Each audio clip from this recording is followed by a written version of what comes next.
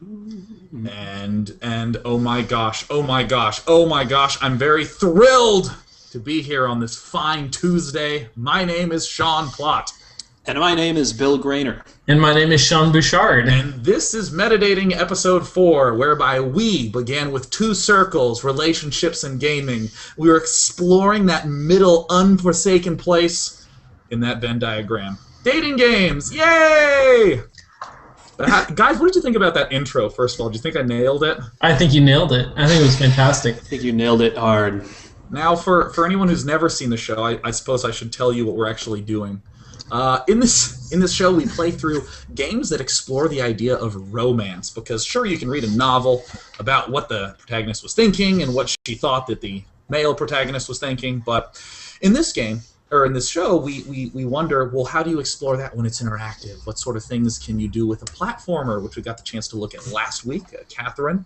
We did the ever-infamous Japanese dating simulation, the Pigeon Dating Sim, Hatoful Boyfriend, in week 1. You should check that out. We also did a little bit of the indie game exploring with Facade for the second one. But today we're going to be doing some indie games, which are like super indie games made by like a guy or two per game.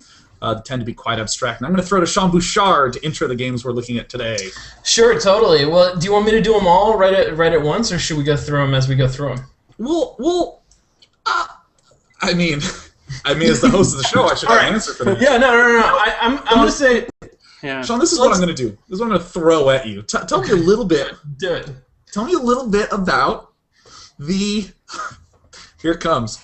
If you could, Sean Bouchard, tell me a little bit about, like, indie games in general, like the really tiny micro indie game type things that we're looking at, and Passage, if you could introduce that. Sure thing. So, indie games, I would actually be curious to know how much of our audience is familiar with indie games. Indie games is kind of a whole sort of shadowy second parallel to the games industry, where a lot of academics and a lot of sort of really enthusiastic,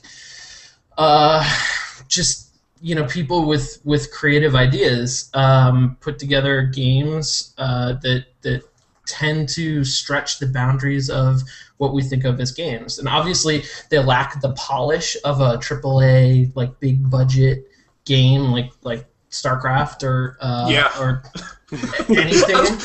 I like the idea that you would relate everything to StarCraft, because otherwise I just wouldn't get it. That's right, because that's your only point of reference, Sean. I understand that. I'm willing to come down to your level for this. But a lot of these games end up being very, very short, very small. They have sort of graphics that are not realistic. They're more artistic out of necessity because there's no art team, and they tend to explore different themes or mechanics or areas that you don't often see in big budget games. And I think it's telling that as we go through potential games for this show, a lot of the ones that are a lot of the games that are about relationships end up being little indie games, because that's a kind of dangerous territory to explore, I think. Mm-hmm. Anyway, Passage specifically is a game that I don't know when it came out. It's someone can Google it. Somebody could Google it. Anyway, and we will actually leave that to the viewers. That's your that's homework. That's your metadating homework. That's an exercise for the listener. Passage came out several years ago. It's by Jason Rohr, who's kind of as big a name as there is in the indie scene. And he does a lot of these like really interesting kind of minimalist, often sort of emotional games, often about relationships. Passage is specifically, I believe, I would say it's an attempt to summarize a life in a very short amount of time through the medium of games. I think we should play it to actually see how it does. I think that's a wise choice. I think that we shouldn't stop here. Dude, yeah, no, we're done. This is it. We're done. Thanks for watching. Sean, before we go further, can I ask you guys what you're drinking tonight? Oh, yes. Sean, if you would go ahead and kick things off for us. Yeah, I can totally do that. So, in honor of, apparently, Sean, you know this beer. This is Stone Levitation. I had not heard of it. I was unfamiliar with it. But in honor of our sort of indie game explosion, I went with a craft beer with a pretentious name. Oh, that's good. That could totally be an indie game. Right? Yeah. So I think I saw that one at appropriate. IGF in the corner. And Mr. Grainer? I'm drinking Fireside Chat because I was looking for pumpkin ale, but now it's winter, so they have this one, and he's talking to the president. There is talking to a little elf. So this is I'm on a roll here. This is a double combo of elf beers. If you'll remember from last time, Garden Gnome Men. Yeah, now this is a theme. Like, can you go 3 in a row with some gnome elf reference in there? And does it taste good? It does. I've already had a can of it, actually, and this is the first beer I've ever purchased in a can. Wow. That's a thing. It's Wow, good. It's very interesting because it tastes a little bit almost like a Guinness, but then it's got the sort of hoppiness of an ale, so I don't even know what's going on. But it's got spices added. This is by 21st Amendment Brewery, so it's not an import, but I think it's good enough. Well, excellent. So Yeah. I am drinking Ranger India Pale Ale because it was incidentally in my fridge. It's my roommate's beer, which means that for me it's free, much like all the games you're going to see today. Was that a stretch? That's good. No, Well, I just want to relate my beer in there, too, and that the guy on my beer, the little elf, is dressed a little bit like the guy on Passage. Yeah. Especially if you look close at the screen so you can see through all the pixels. Well, you know what? I actually want to show everyone what game we're going to be playing first. Each of these is going to be short. We're playing through 3 games or so today. Here is the screen, and actually, see, you can actually see my mouse floating around. This is the window. Now, I could have just zoomed in or like stretched it to widescreen, but I like this that you can actually see how cramped it is. And already, it would be difficult for a AAA game to pitch a 480 by 40 window for their game. Yeah. And this wasn't a budgetary thing. It's not like if he had like 4 times as much money, we could have had a square. He could have afforded the other 360 pixels of height. But No, it's about the size of a human finger on a 1080 screen. And here I am. That's good. That's good. I'm in it. Let me know if the bleeps are coming through. Oh, can you move the window a little? Well, Yeah, I don't can move move it a anywhere, little man. so that. Okay. Oh yeah. Okay. That's. Is that good? I'm not hearing bleeps. Yeah, I don't hear. Uh-oh, here we go. And actually, Sean, you're not being cut off the way you normally are. So I'm wondering if that's related. And hold on. All right, there we go. Sound beautiful now? Yeah, that's good. Oh yes. It's a little loud, maybe, but I mean, I can turn it down, but I kind of like the idea of just immersing you. Just hammer it in. yeah, it's not subtle. It's got to drown us out, I think. Yeah, there we go. Okay, so now we're playing at about 20%. Okay. All right, so I should actually probably approach this beautiful woman here. We fell in love Look immediately. at that big heart.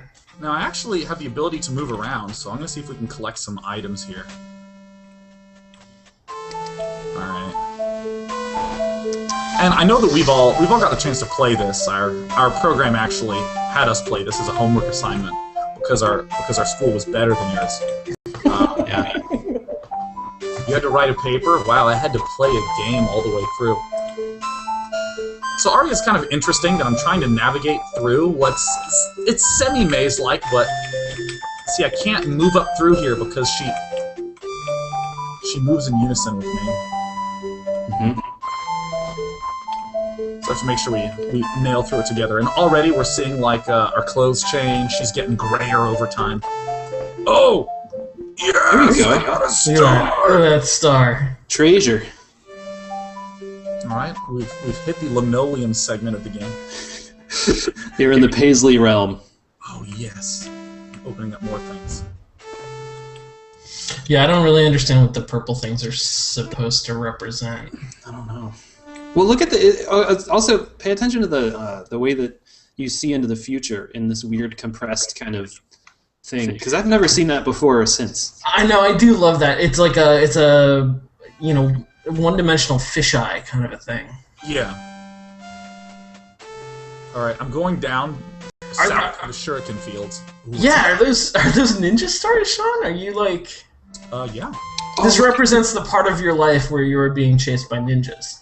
Your hair is like Not thinning. so much I'm bald. Look, I'm actually pixelated baldness right now. And your like eyeball thing is still there though. In a vivid blue. Alright. I'm almost at 500. Nailed it. What happens at 500? I don't know, it's an arbitrary benchmark. If this were a 360 game, it would be like, achievement unlocked, and it would like flood my screen. Yeah. I'd be thrilled. An achievement would take up about 90% of that screen. It's true. What we're seeing right now is an abstract representation of how much gameplay space you actually have in a AAA title. The rest is achievements and GUIs and this is the essence, the core. Yeah. This is what a game looks like when it doesn't have any features. Now the fisheye thing that you like so much, Bill, like shifted very nicely, like subtly, kind of over to the other side. It did, didn't it? Oh, look at that! Because now the past is encroaching on them. So, like, I'm getting the sense that they don't have that much farther to go. There's a number of things that I just think are like so subtle and brilliant about this game. Like if I go backwards, my score, this number in the top right, that without anyone saying anything, I just sort of assumed is my score. Oh! He's dead! Oh, and look at you. That's tragic. I look like a sad question mark. That's really, yeah, that is Yeah. sad. How much farther are you going to go? As far as the right mouse button will take me. You move, I mean, like, as soon as she died, you started moving so much slower. Oh. There you go. That's actually the whole game.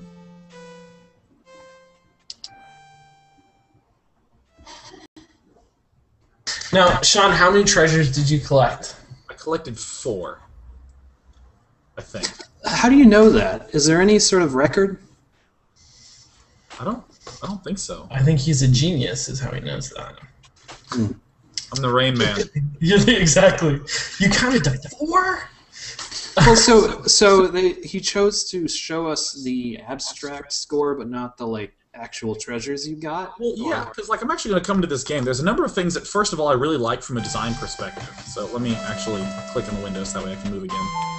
Where this number in the top right only increases when I move to the right, and for some reason I just want it to keep increasing, so I don't go backwards. Because as I'm going backwards, it's just hanging at 7.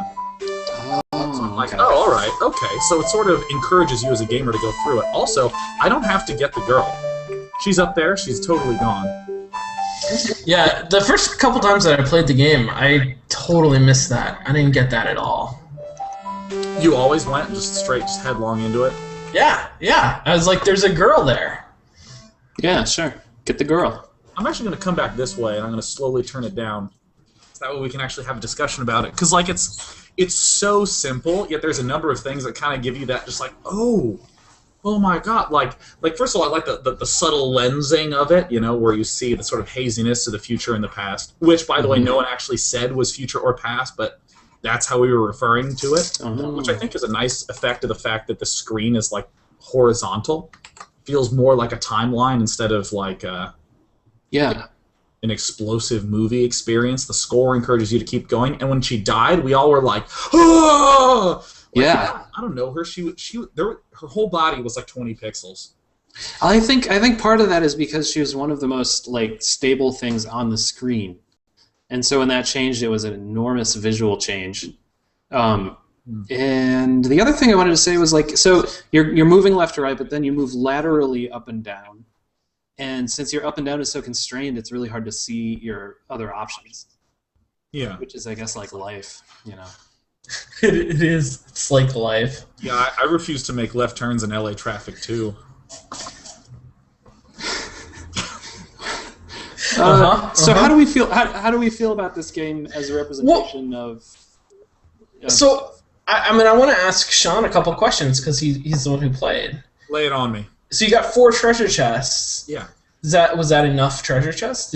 Was that good? Did you do a good job getting treasure chests? That's actually really weird because, I one of my favorite games of all time is Banjo-Kazooie. I love Banjo-Kazooie, and there's 1,000,001 collectibles. There's like feathers and notes and jigsaw puzzle pieces and eggs, and I'm always like trying to I don't care if I have the max number of eggs. If I see eggs, I'm going to wander through because I like to and all that stuff.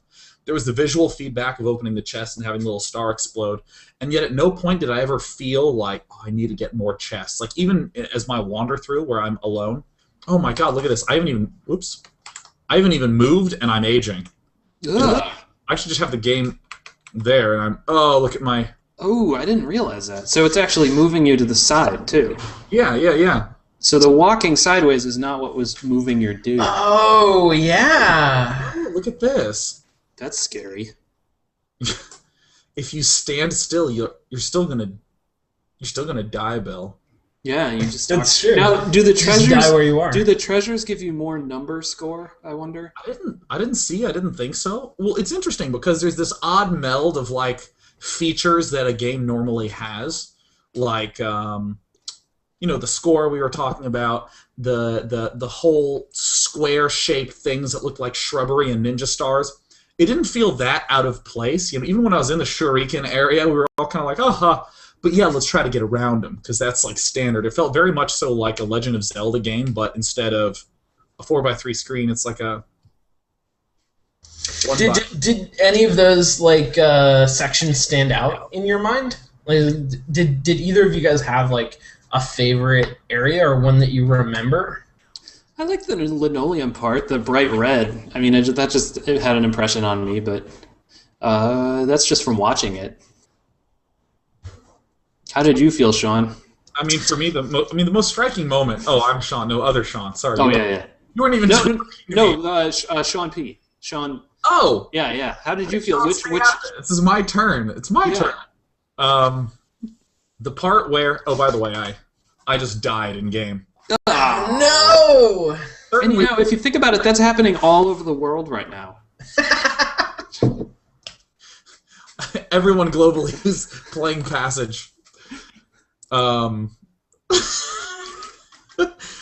okay, what I'm going to do right now is I'm going to top score it. I'm going to try to get as much do it as possible. Okay, now look at this. When I pick her up, I get points 2 at a time. It's no longer 1 at a time. Oh, that's interesting. Okay. Oh. Now I'm literally going to hold right as much as possible. Screw all treasures. I'm just going to blast on through it as fast as possible. Or, for shorthand, AFAP. Yay, I'm glad you like that. So I love it. But it was interesting that the moment that was most striking to me was exactly what you're saying, Bill, with like the gravestone just being plopped down there. Because you don't actually see gravestones in a permanent sort of way when things die in games. Normally they leave behind points or money, or you check their body for loot like in Skyrim, or you play with their dead body for ragdoll physics in Skyrim, which in some way is really odd. We have gotten really used to bodies that disappear after a little while, though. Yeah. Well, and also changing the landscape in a game is a huge deal. The fact that a character's death puts an obstacle there, or puts something like with a collider there, is pretty big. So I don't know. It's. We've talked about a lot of small elements, but to sort of like pull it back together, it's weird to me that this game can create this can evoke this sort of emotion with pixelated graphics in a small thin frame with just bleepy fuzzy sounding music and make me care about this pixeled woman in gray. Hold on, let me get the mouse up here. Yeah. Like, it encourages me to move forward, it encourages me to grab this. It's like as few elements as possible, and yet I still feel something. Oh, I'm in a grassy green area. I don't think I've ever been here before. Exploration. Yeah, when you do the speedrun version of this, you get much further. Oh. Hoping to get all the points. My record was 720 last time. I think I might get 800. The other thing that's interesting to note is, and sorry for cutting out the music when I talk, but... Oh, wait, whoa, look! It looks like you're going into heaven. Is that heaven or a holodeck? I'm pretty sure that's a holodeck. That has to be a holodeck. We're nerds. So as far as being interested in a character who's extremely vague like that, Scott McCloud in his book Understanding Comics talks about that. How the less detail there is, the more you can sort of project and put your own details into the character, so you can actually get more of a sense of feeling like that character if you see fewer details. Yeah, I remember even hearing about how they do that in manga with villains, how they'll make a villain really hyper-detailed to create that sort of separation between you and the villain, and the protagonist will be like super generic, vague-looking. Yeah, no, it's I highly recommend Understanding Comics if you haven't read it, Sean. He's got lots of really great examples of how this works. Oh, dude, I love that book. I own it. Okay, sweet, good. We're all on the same page then. Yeah. But viewer, are you on the same page? Have you read Understanding Comics? You have so much homework this week. It's the only web show I've ever gotten an F in. Exactly. This is your unofficial USC Masters program. It's actually so interesting to me because there's way more zones than I would have anticipated. Like, just rushing as far as I can over to the right, you know, because your instinct in a game is to explore. To sort of see the area. So now I'm doing my speedrun version where I'm literally only holding right. Oh, God, she's dead. Okay, I'm going south, man. Oh, you're not speedrunning anymore? No. Oh. Can't keep doing it. What is that? Oh, wait, items. Hold on. Get to the item. Don't die before you get to the crate. One time. I think you're going to get points for it. You did. You got 100 points. Oh, you got 100. Nailed. Top score. Top ranker. 824. Bucketed. Oh, yes! Got the crate. That's amazing! So you just had a life where you, you severely changed your approach to life after your spouse died. Are we stretching too much? No, actually, I don't stretch enough. I've got some cramps in the, down in the lumbars and the hamstrings and cat alert. Hey. Cat's name? The cat is named Sergeant. Are you serious? Yeah, I'm serious. Because she belongs to my housemate, whose last name is Pepper. Oh my god. Are you serious? Bill, that's fantastic.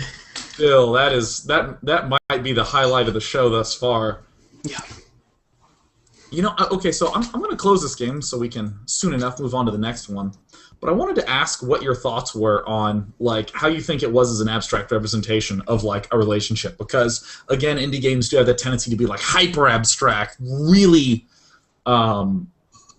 focused on their mechanics. They don't, like, provide a huge wealth of options. Like, there was no world map, there was no inventory. Well, okay, so I'm gonna pass it on to Bill. I'm gonna put you on the spot, but like specifically compare it to the other games that we've played. Can you repeat the question again? I was sorry. Can you say that one more time? It has no. Sorry, I'm gonna repeat the question. It has no inventory. It has no anything, and yet what now? How does it work? How does it work as a representation of a relationship? I am going to say something profound, which is that because, like in comics, where you have less visual representation detail allows you to project more into the comic, in this case, fewer game mechanics allows you to project more into the system. So you don't have an inventory, but you still have the things you picked up. You still have the woman. It's just that it's not built in that you can look at your hero screen and see the woman. Well, I mean, that means that the inventory, collectible, your inventory is implicit. It's based on whatever you project into it. Mm-hmm. Yeah, no, that makes sense to me actually. Sure, it's a useful abstraction. That's a Tracy Fullerton term for describing games as useful abstractions, and in this case, it's just really abstract. Sorry, go ahead. Dude, I will say, I think you and I both know this very well, having. By the way, we all went to grad school together. That's how we know each other. Yeah. Was that obvious? Here's to beer. Yeah. Hey. Oh, Tracy Fullerton's awesome. I'll drink to that. But I think you know me as a gamer. I very much so like twitching. Like the twitching is probably my favorite thing. Yeah. I like rhythm games like Beatmania 2DX, not Guitar Hero. No matter what you do, it's like 95% rock star. Like that's me. I'm the best. I hit no notes, 95%. Like StarCraft, I like hardcore stuff. Sure. But how do you feel about Super Meat Boy? Oh my God, Super Meat Boy is a triumph of game design. But let me come back to that later. It was weird for me playing this and wandering around, kind of having that semi like, oh man, look at me, I'm wandering through. Oh, I got a chest, blah blah blah. The instant that my lady character just died, I was like, oh. I actually felt that, like, oh, like just abruptly, just like, dead! And I was like, oh. And then my character was all hunched. I was like, little guy. And it was like that was like an interesting moment for me, given the fact that the game takes, 3 minutes to play through completely? Ooh, can I take a pot shot at AAA games? Can I take a pot shot at StarCraft and say, did you feel the same way when Kerrigan was overrun by the Zerg?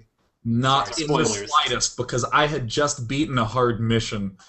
12-year-old Sean just won and was like, yes! And she died, and I was like, next mission! Like, no care in the world. I didn't have emotions until I was about 16, though, so I'm not sure if that counts.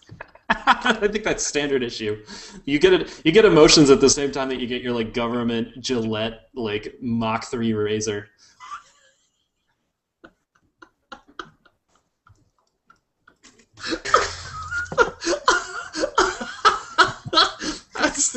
That's the only time I've ever heard the Mach 3 razor referred to as government issued.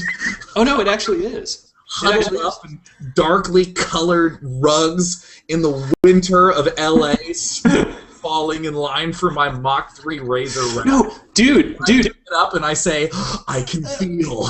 Is this the model you presented me with? No. Actually, this is very interesting. Totally out there, but the Mach 3 razor was given to me before signing up for the draft. For signing up for a selective service? Yeah. Yeah, because Gillette has a deal with the government, and they have for many years. I think since World War II, because then they can sell all of those razor blades. So that's crazy. That's crazy. Way to ground my absurd fantasy in reality, Bill. Come on. Sorry, dude.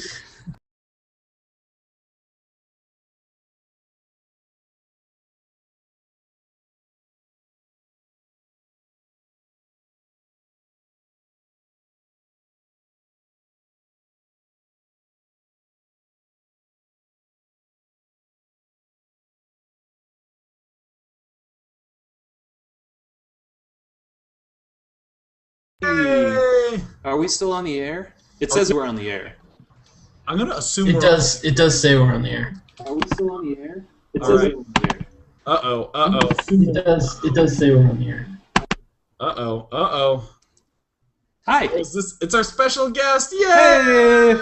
Well, are we on the air? Is it? It says we're on the air.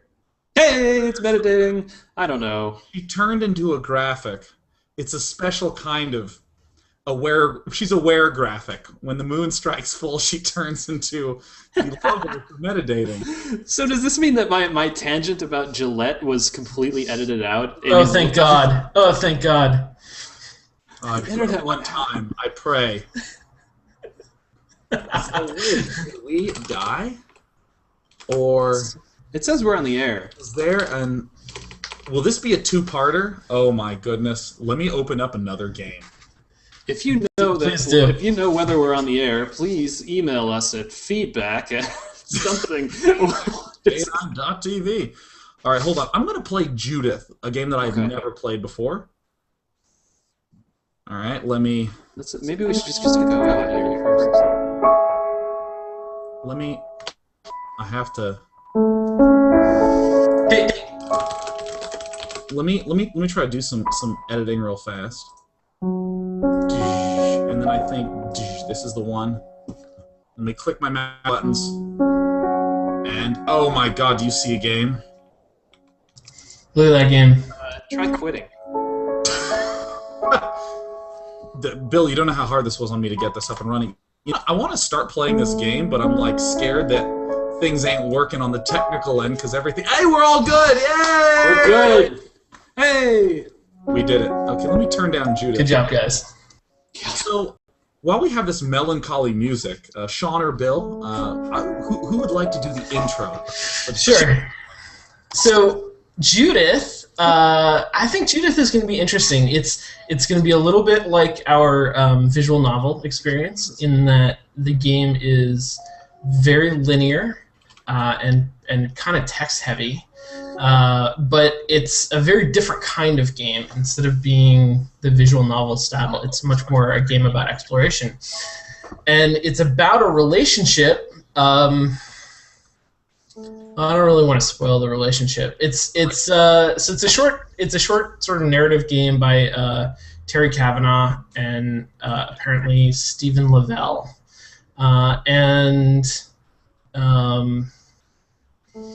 Wait, Sean, why do I know those names?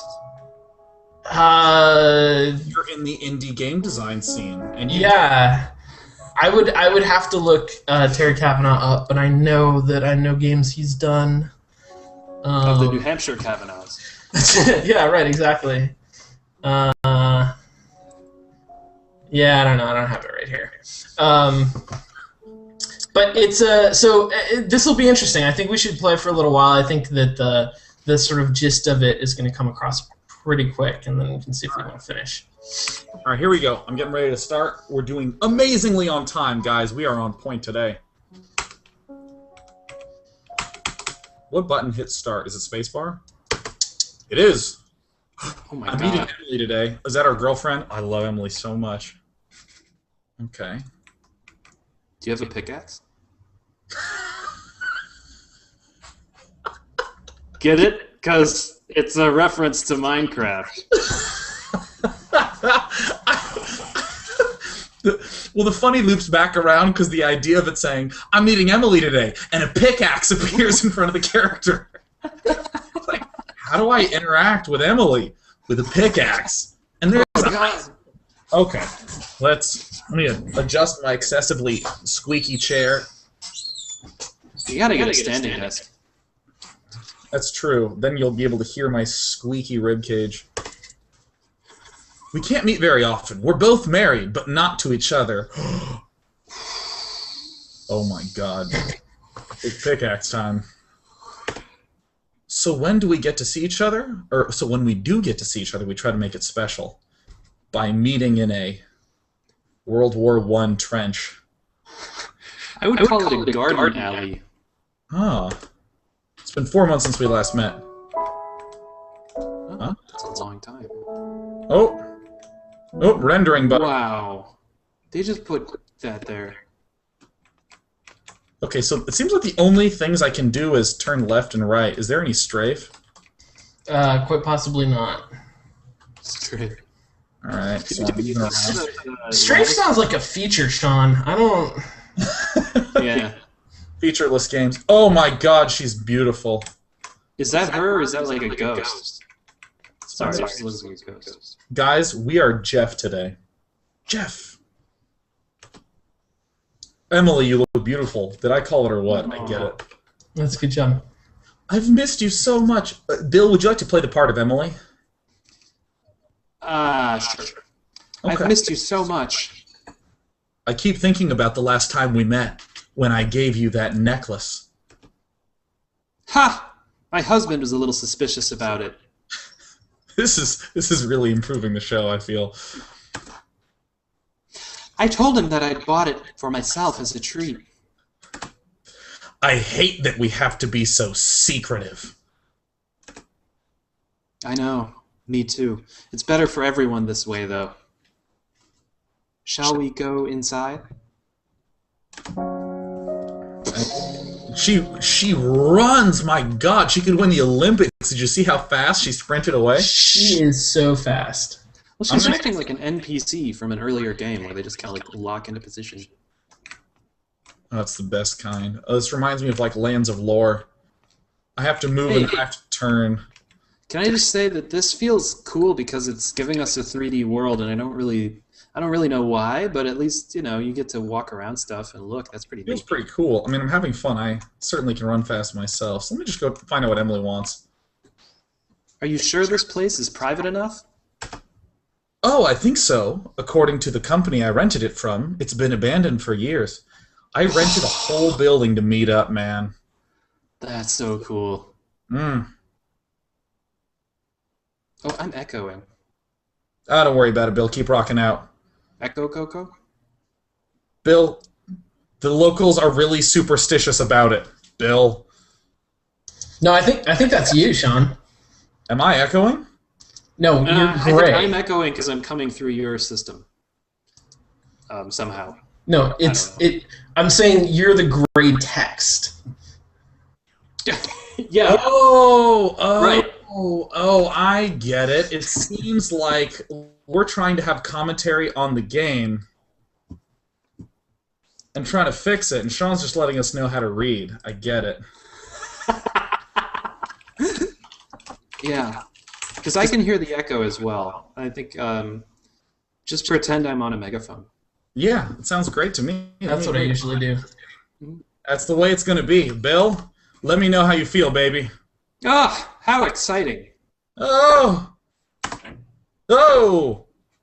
Let's have a look around. Look at that. That's weird.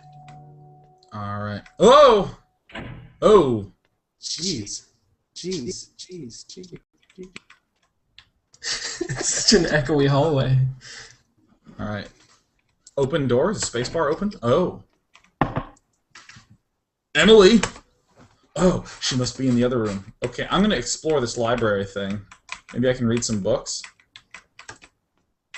Those books are extremely low pixel. But we know they're books. Yeah, it would be hard to read the text out of them, I think. You open it up and it's a black dot in the middle of the page. Emily! That's strange. She doesn't seem to be in here either. Ugh. Now, Bill, what is this? That I thought was like a stage. I was getting like a David Lynch kind of, Red Room vibe from it. Incidentally, Bill, it is a bed. Emily, are you there? Oh! Dissolve! Sean I had the strangest dream last night. Oh yeah, Sean B, you do these. Sean B. Oh yeah, I had the strangest dream last night.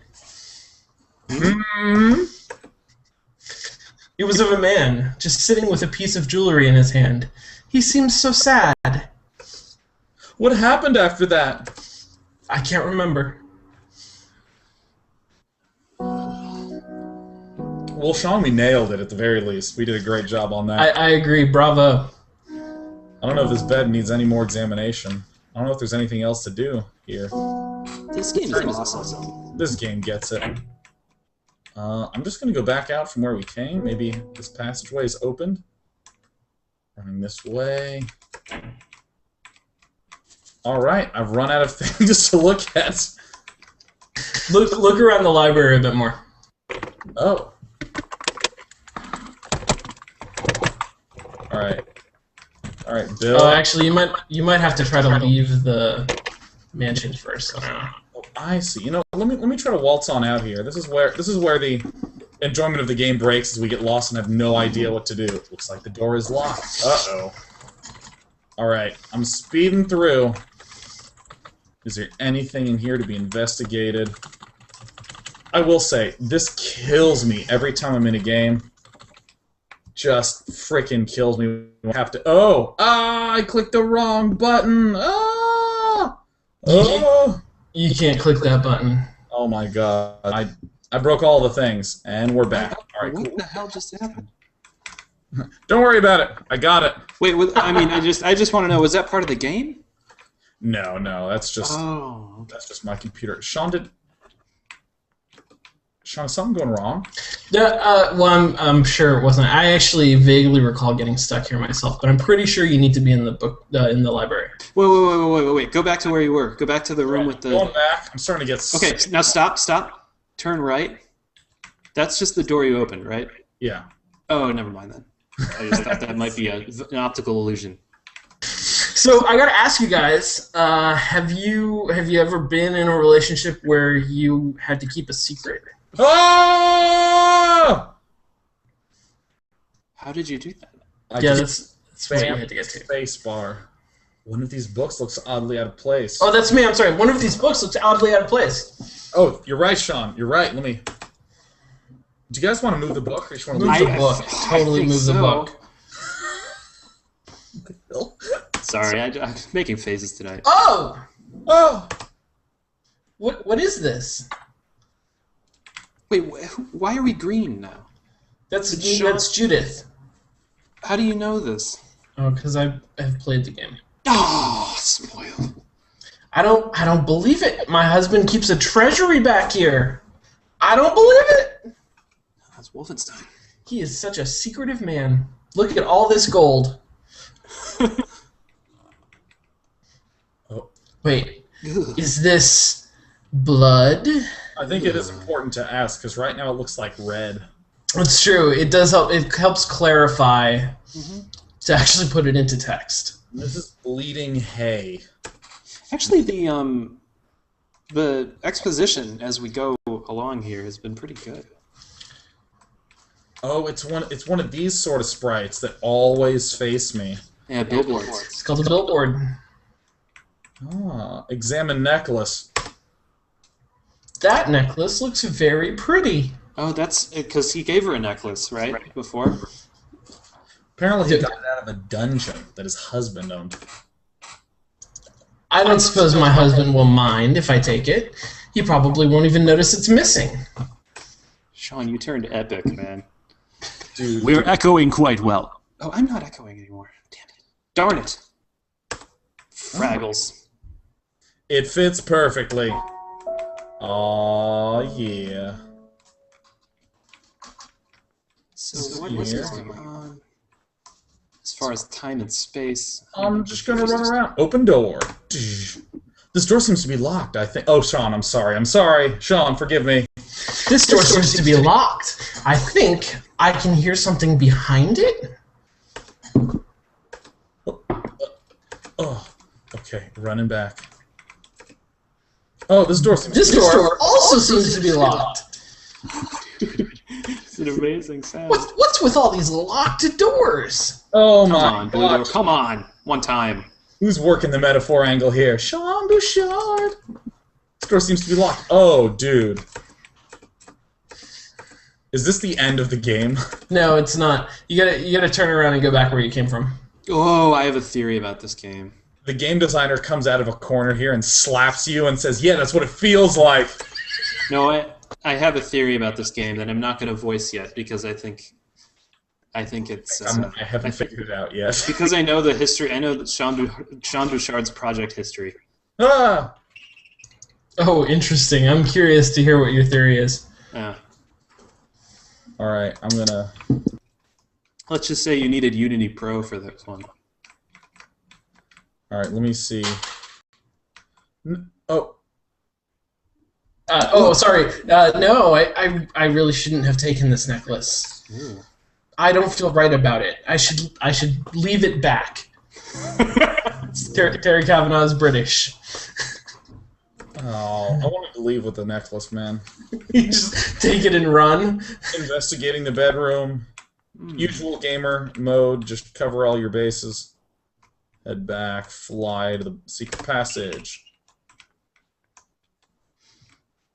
Return the necklace? Do I really want to do this? I think you do.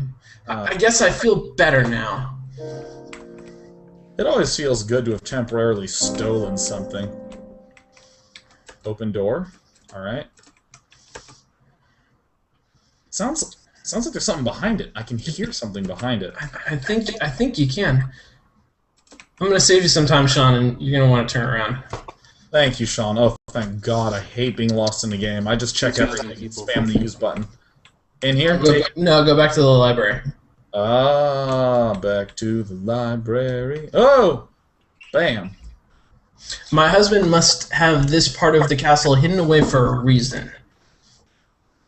Must have. I probably shouldn't even tell him I was here. Sounds like the foundation. Sounds smart. Yeah, exactly. Sounds good. You know, I'm going to go back in there. You know, I'm done with that. I'm not going to go back in there. It won't let me. Ah! Ooh. Pixelated. Bill, you ready? What did you do today, Judith? Oh, I was just mending some clothes, mostly. You shouldn't trouble yourself with such tasks. That's what the servants are for. Oh, Yeah. got it. Can I tell you my theory? What's your theory, Bill? My theory is that Judith exists in a prior timeline. Because, right? I thought Servants? Judith was my current wife. I thought it was like tagged, like we're the J couple, Jeff and Judith. Did I I nail don't it? know. Let's just, I mean, you know, I'm kind of really good, so I hope I haven't spoiled it. But let's do this. I'm making you privy. I don't know if it's going to become super clear, but I think you're right, Bill. Oh, that's a good place to start. So let me ask you guys: have you ever had to keep a secret in a relationship? Yeah. I mean, is that bad that I was the first one to No, it's not. It's not. And you don't have to go into detail, but make me feel good? So, you don't have to go into detail, but... Yeah, I mean, I'm not. It's not like I'm going to keep it from my girlfriend and then say it publicly. all right. So go into detail. better question: Yeah. have you ever been in a relationship where you felt somebody was keeping a secret from you? Oh. Yeah. Yeah, and that was wow, Sean, on point. I mean, this strikes me right in the feels, man. Yeah, and That's what I go for. it's maddening because, like, for some reason you never just go, oh, I feel weird. I feel like you're keeping something from me. I feel really uncomfortable. Could you tell me? You like dance around it, you know. Like a call will happen and they'll hang up and then just sort of resume as normal and you'll be like, oh, who's that? Was that a person? Oh, you know, you ask these stupid questions. Like, honestly, that's some of the most dumb I've ever felt, and the dumbest I've ever said is when I felt like the other person was hiding something. Because you want to know so bad, but you don't want to make it look like you want to know so bad, right? I mean, is that just me that gets into those little like mental games with myself where I feel like I have to give the person space. Like, if I don't give her space, then I don't respect her, right? Like that's part of the deal. And so I want to give space, but inside I get torn up. Mm. I've taken the direct approach before. I haven't thought anyone was hiding something, but I'm pretty good at you know, I'll call out a girlfriend. It's like, oh, that guy loves hiking and he likes posing with babies, you know. It's like, yeah, I bet you think he's pretty hot. And it's like, oh, no. But, you know, in my experience, like, it's easier to tell if someone's interested in someone from third person than it is for them to even know. But no, I haven't really had anyone really hide anything from me. Well, maybe those two things are related. I don't know. And the fact that you take the direct approach with people. I very much take the direct approach. God, you're such a man, Bill. It You turns know, I try. It's chess, and I'm Kasparov, and she's deep blue, and I'm like, can I take a single game off this? Can I like that she's deep blue. Yeah, she was made by a team of engineers at Microsoft. Oh, Sean, that's my favorite thing. Did I do it? Did I find the favorite thing? Everything else has been moved to at best top 2. Yeah. I'm gonna find out what this game's about. Here we go. Now that we're psychologically prepared. All right. Yes, you're right. I'm still adjusting to life in a castle. Me too. Yeah. Oh, my sweet, rest yourself tonight. These things take time. You're right, my love. Good night. This is great. This is what it must This is fantastic. Play an NPC lover in Dungeons and Dragons, which my friend had to do. There was this girl who was kind of interested in him, so she wanted her character to have someone to date in the game, and he had to like say all the sweet romantic stuff to her, and that was the most manipulative thing I've ever heard ever. Bill's. That's awful. I'm sorry. Yeah, it's getting goofy over here. I mean, that's also fun, though. I've messed with other people before, like who, you know that someone likes someone else, especially in high school. Like, you know that someone likes someone else, and you put them in funny situations, and it's like a sitcom, except just for you. It's probably not normal. Hey, anyways, let's keep playing. I think that's sociopathic behavior, Bill, but okay. Oh, the bed's empty. That's strange. I saw Emily come down here. I wonder where she's gone. Slightly sociopathic. Alright. Let me see if anything is new to investigate, and Sean, feel free to just speed track me on this. Yeah, I think there's a lot of sort of going where you expect you're supposed to go. Oh, there are a lot of religious books in this section. There are a lot of religious books in this section. Do you think it'll be different if I do it a third time? If it is different, then the game designer's a dick. Seems to contain books on military history. Mostly books on legal matters, as far as I can see. Books on mathematics and engineering! Yeah! Maths! Books on various scientific topics. They seem to be quite old. Periodicals, I think. What about this one? This looks like a fiction section. I see a number of fairy tale collections. There's one book that seems out of place, though. A heavy leather-bound book called Civil War! Oh, Civil War. Oh, that's so meaningful. What's a civil war like when there's only 2 people involved? It's a fight! Take the book! Also, fairy tales, but that might come back later. Oh. Fairy tales. Alright. I'm just gonna leave. This game's cool. Oh, gosh. I hate being lost so much. What? Examine. What? Whoa. Oh, you're on the other side! You're bugging, bro. Amazing. Sean, you're glitching the game. Email the guy. You got a book. I think maybe you can use it in the library. Oh, I can't do that here. It's a Civil War book on military history, right? I can't use that with that. Put the book on the shelf? Yes. Oh, of course, because it's Wait a minute. military history. It's in the same place it was in before. Is it? Yeah, it's the same bookshelf, right? Yeah. So wait. Who are? Oh, Dude, wait, hold on. This is your original character because it's in white. So this is the same secret passage in a different time. Oh, Bill, thank God you're here because I actually wouldn't be able to do this. I'm like, what a lazy game designer. He used the same secret passage twice. All right, I wonder if Emily found this and wandered in. All right, I'm looking, I'm exploring. Open door. There's no money here. Here's a necklace. Examine necklace. This necklace, ... This belongs to Emily. Where is she? But it was already there. Dissolve. John? I had another terrible dream last night. Of what? I dreamt of the same man. He feared his wife dead. It's just a dream. Don't let it upset you. God, I'm always in the bedroom. I'm going to my same secret passage. That meaningful, Sean? Well, it's I'm never gonna be able to read again, am I? I wonder what else my husband hidden back here. Yeah, actually, Bill, you might have totally dropped out of this story. Them Dunskies. Alright. Open door. Let me... Okay, wait, so now we're back in other time. Alright, I'm gonna go to this locked door. Oh! Wasn't this door locked yesterday? Yeah. I'm really gonna start acting my lines as well. I really want to step it up a bit.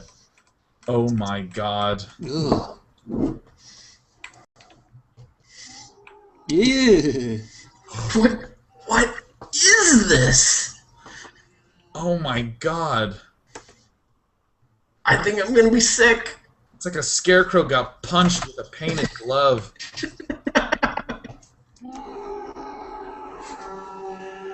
Hold on, let me crank this.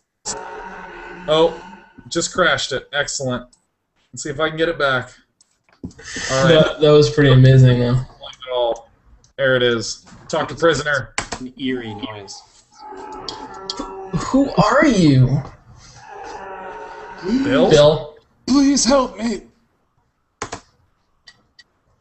What are you doing here? I've been a prisoner here for 4 years now.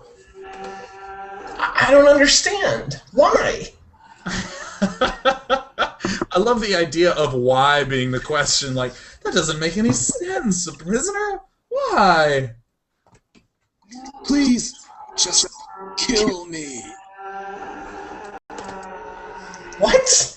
No, I couldn't do that. Please, I can't bear any more of this. This is a lot different than the secrets I've kept in my relationships. Is it? Okay.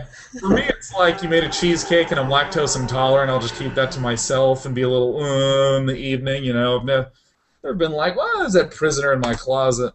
So when you do torture somebody for 4 years in secret, you just tell that to the person. Yeah, That's I'm very communicative. It's about gift giving. I can't believe my husband would do this.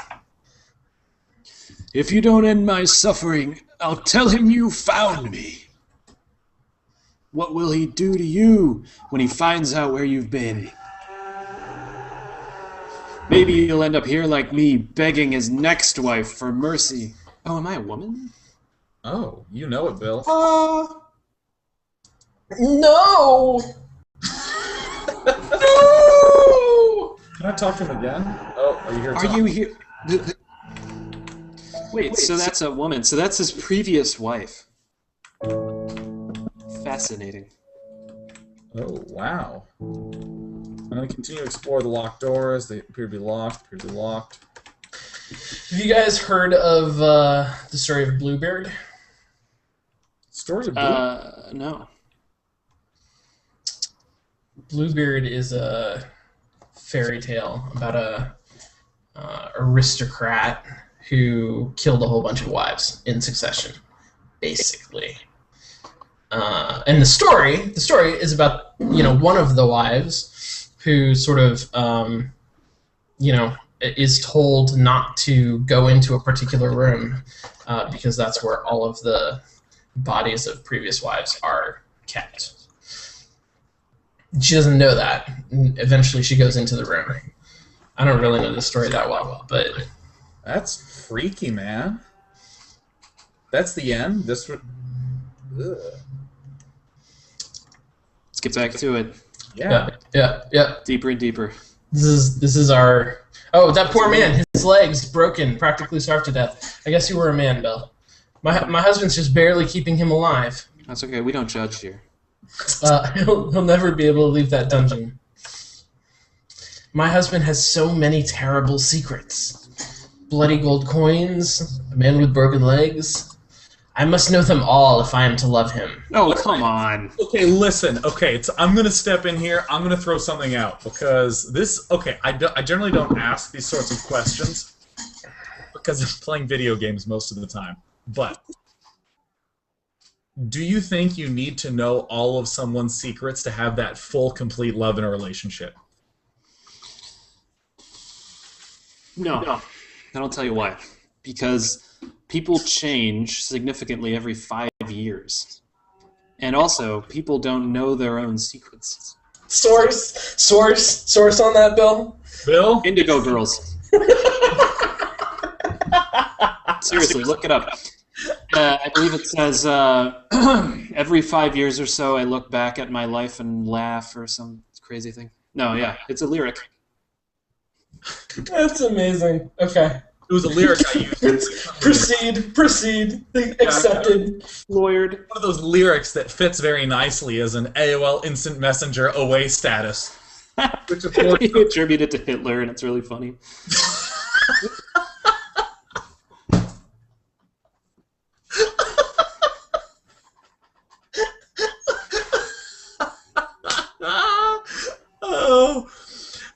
Okay. I do need to ask. Okay, since we're doing video games about romance. This is again very abstract. We're in the indie. If you want something more grounded, I would suggest probably Facade is the most reasonable, grounded, like non-abstract one we've done. So that's MetaDating episode 2. But since in general we're doing games, which is sort of like a new media.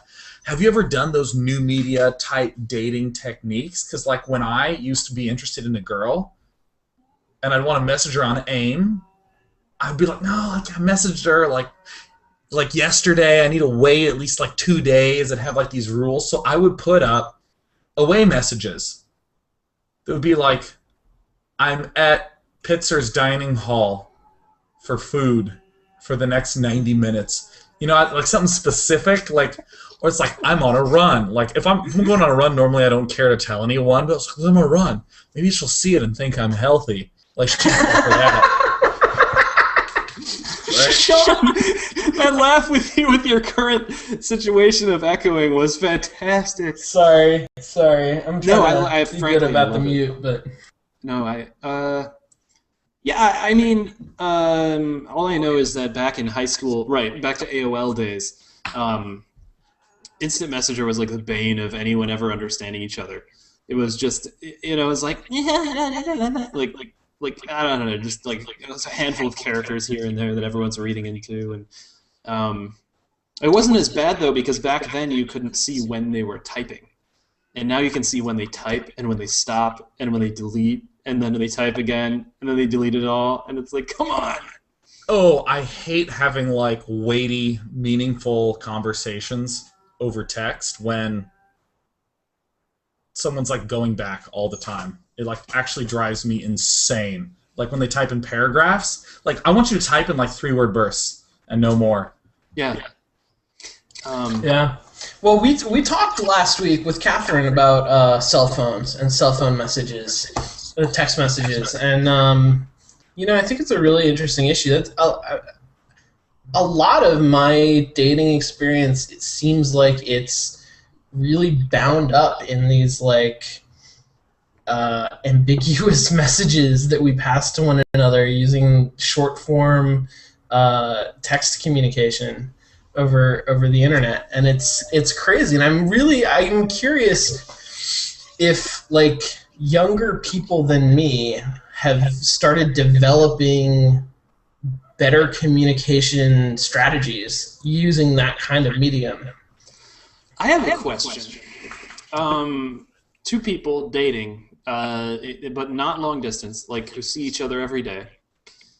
Do you think they exchange more words, like over the course of a year, let's say this year, 2012, will they exchange more words in person or over text? Oh, Bill.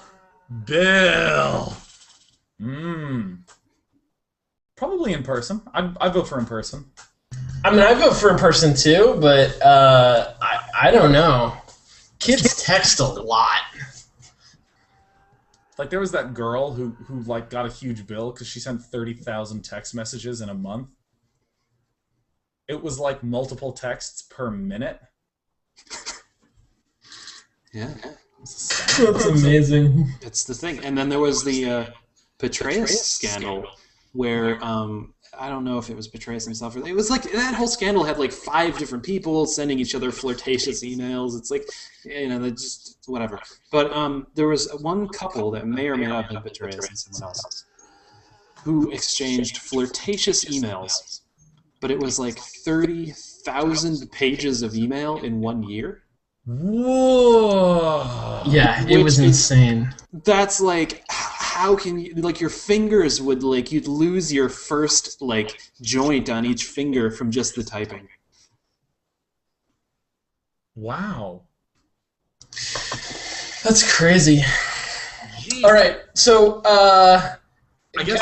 guys, tell me what you think about this, because we played a little bit of Judith, and I feel like we've gotten to a trajectory. But I would love for us to play Loved before we sign off tonight. Yeah, how much time we got? We got like another 35 minutes. So okay. We speed run a little bit. Sure. All right. Yeah, sure. Speed run Judith a little bit. Okay, let's do it. All right. I'm gonna start blasting out all the lines of text until there's a conversation. I must know them if I'm to love him all or love all of him. I'm gonna sprint around. Sean, direct me. There you go. You're done. Woo. Fall asleep. What did you do today, Judith? I received a letter from my sister. How is she? Happy in all things. As are we. I hope you have a pleasant day tomorrow. Yes. ... Good night. Oh. Hey. So let's find out some secrets, Jeff. This door wasn't unlocked earlier. Emily? Any prisoners? Examine bloody floor. Examine the bloody floor. Whose blood is this? ... Where are you, Emily? All right. What is this? I had that dream again with the man who'd lost his wife. He was weeping tears of blood. Someday I hope you will wake up happy by my side. All right, let's investigate the bookshelves. I'm getting a little confused. Oh, it looks like an armory. But those weapons, these weapons are all drenched in blood. What sort of man must my husband be? Take dagger and kill prisoner. That's one button? That's one button. That's... What? How many buttons do you need, guys? Take dagger Seriously. and kill husband, man. Like, come on. Where it's like, please mark ethnicity and drug use. And you're like, what? Caucasian and heroin, I guess? I don't know. Why is that one bubble? I can't stop thinking about that poor prisoner. Has he really been there for 4 long years? Death would be a release for him. And look, I'm hands off. Not my choice. Oh, Pac-Man pass. Oh, it's you again. I've made a decision. I'm going to help you. Thank you. Oh my god, it's a folded sack with a feather. I mean, once again, the largest decisions we don't get to make. Wait, I can't just take this bloody knife back to bed. I need to return it. Oh, Really? Really? They don't let you kill the prisoner, but you have to put the knife away. This is the problem with narrative. This is the problem. Couldn't it have just been take knife and kill prisoner and return knife? Alright, I'm sprinting back. Alright, I'm gonna do my usual spamming. This is what you do if you're a pro at something. You spam needlessly. Okay. What did you do today, Judith? I read in the drawing room. The weather was clement. I've never heard clement used like that. I've heard inclement weather for when school's canceled because of snow. I hope it's good tomorrow as well. Good night, my dear. Good night. Alright. Emily? The guy talks like a serial killer. Looks like this used to be the armory. Emily's not in here either. I'm sure she must be around here somewhere. Examine bloody dagger. It's a dagger with blood on it. That was an amazing, like, 1-2 punch. Yeah. This feels good, though. It feels like the two timelines are kind of converging a little. Oh god, I still love the idea of examine bloody dagger. It's a dagger with blood on it. And you're like, thanks, interface. It's an old Zork joke. Right? Oh man, nice. I hope you're still alive, my dear sweetest Emily. He rented a building to like meet his lover, and now he's worried she's alive. Did you dream again, my dear? Or did you dream again, my dear? Yes, but I can barely remember it. What happened? I think he was digging a grave for her. You have such dark dreams. Alright, I know where to go. I'm sprinting to the secret passageway. This game is cool. I need to know. Oh, I have no control. I have no control. Oh, come no on. control. Oh, it's a garden! It's one of those underground gardens. Examine chalice. Chalice. It's a bird bath. Bury prisoner with shovel. Oh, I can't leave the prisoner's body on the floor. It's not right. He needs to be put to rest. All right. Not right. Come on. Man, this... I mean... The game is now playing itself. I can only feel like this game... Yeah, I'm still not touching anything. This is great. This is when the game designer ran out of time and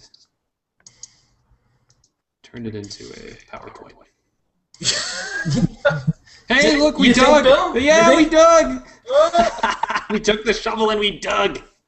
You know, I can only feel like this designer must have had some really painful experience with a lover keeping secrets. That must have been, like, awful. I can't even imagine. Alright, I'm gonna go out here. I'm gonna get all pixelated again. What do you do today, Judith? Oh, I picked some flowers in the front garden. It's beautiful this time of year. I remember the first time I brought you to the castle. Yes, I remember too. The violets were in bloom. Darling, I was wondering. What is it? ... Never mind, it's nothing. Good night, my dear. Good night. Oh, she said she was picking flowers because that's where she buried the guy. Alright, I need to find the exit. I need to go to the garden. A garden? There's nobody here either. Well, let me take shovel. Dig! There's a skeleton here. He's long dead. Wait. I think I see something amongst the bones. Disturb the body? Yeah! Oh. Oops, I forgot to read, but I said something fascinating. Unmarked grave.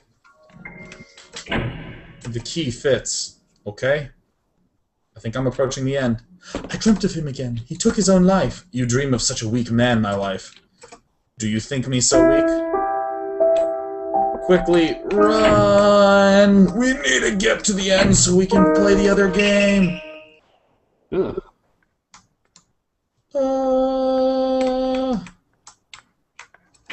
Is that a portal? Oh, creepy! Oh my god! Sean? Sean's losing it. That was great. That was fantastic. Thanks, guys. That was exactly the reaction I was hoping for. Sean's in the game. I know what you've been doing. I'm sorry. You're my wife. I didn't expect I could keep these secrets from you forever. Please, don't hurt me! Oh! Oh my god, look how fast I'm running! You're like as fast as Emily. Judith, are you awake? What happened? My dear, you almost died. I did. You ran off, and you were caught up in a terrible storm. Judith, I'm sorry I've been kept so many secrets from you. When you're ready, I want to show you something. Alright. Yep. I have octave indecision. Alright, I'm running. Go. Sprint! Past the forest! Portals. To this way. Ah! What is this pool? Please understand, I've shed so many tears over what I've had to do. Oh, it's a pool of his tears. My love, you don't need to keep secrets from me. There are some things I can never tell you. Please, tell me everything. You can trust me, I'll understand. There is one more door in this castle, but please don't ask me to open it for you. Ask to open the final room. Oh! Yes is my only option. So you know what? You know what I like about games is decision making. I want to know everything about you, my love. I was afraid you'd say that. As you wish, my dear. This key unlocks the final door. So, I mean, Bill, I think you know the argument that I'm going to make, that this is a game about decision making. This is a game about control. This is a game about how you can't make decisions. Oh. Open the door now, and you see my former loves. I thought it was a game about secrets. I can't move. Okay, I can move. Oh. And close. Alright, let's come back to Jeff Present, man. Ooh. Spooky. Oh, man. Uh-oh. I'm hitting the end. They're all locked. Do you need a key? Emily! Jeff, is that you? Oh, Bill, on point. I thought something had happened to you. I just turned around and you were gone. I got so lost. Behind all these locked doors in this weird armory with blood everywhere. Man, she really gets lost with a vengeance. I've never been so afraid. Jeff, please promise me you'll never leave me again. I've never. What? Really? What happened to Judith? Judith?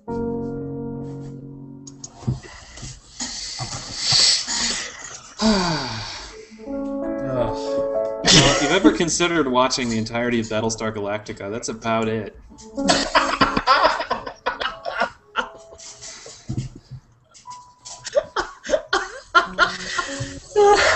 Oh. Alright, I just closed Judith. Dude.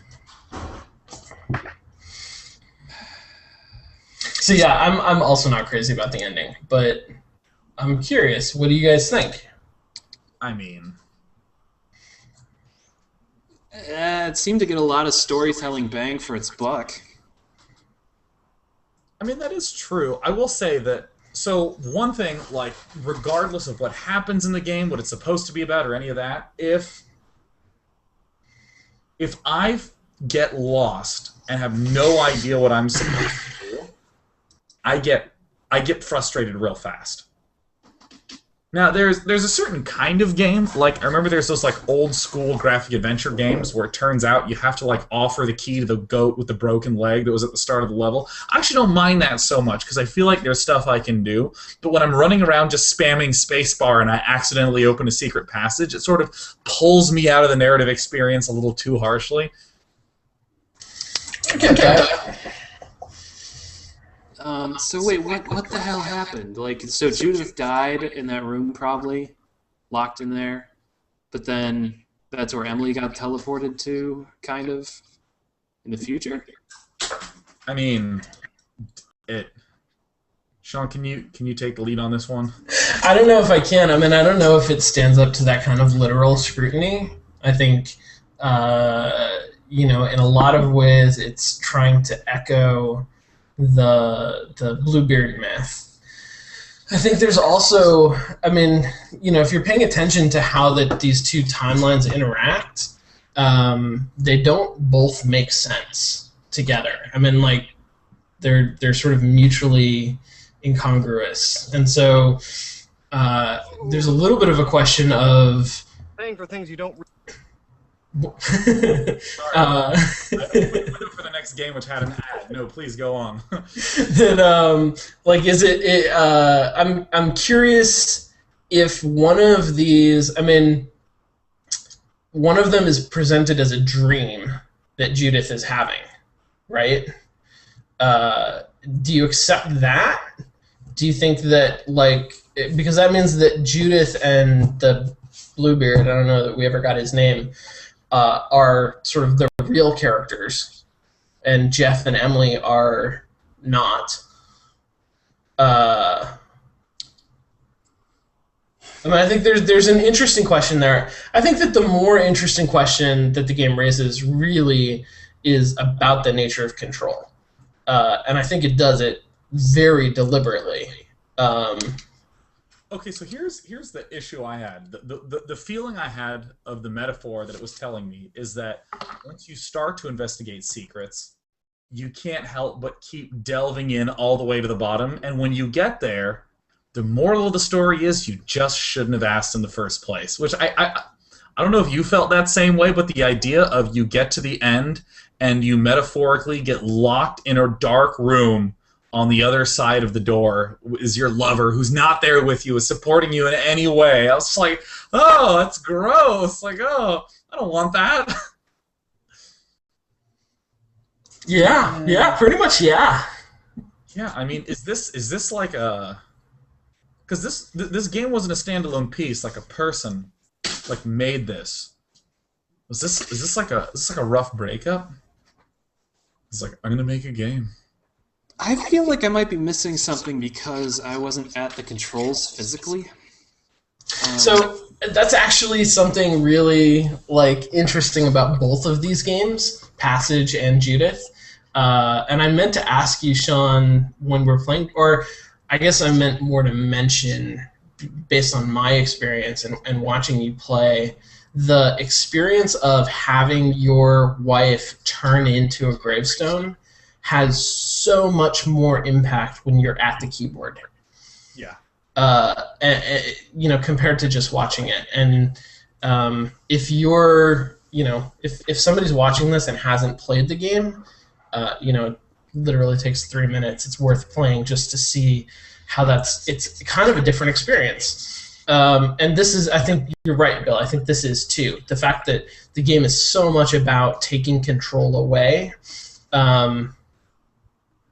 it only really makes sense if you're actually at the controls. Yeah, that felt deeply alarming to me because, I even remember every single action game has something like this where the level starts and there's like a giant beast chasing after you and you have to run.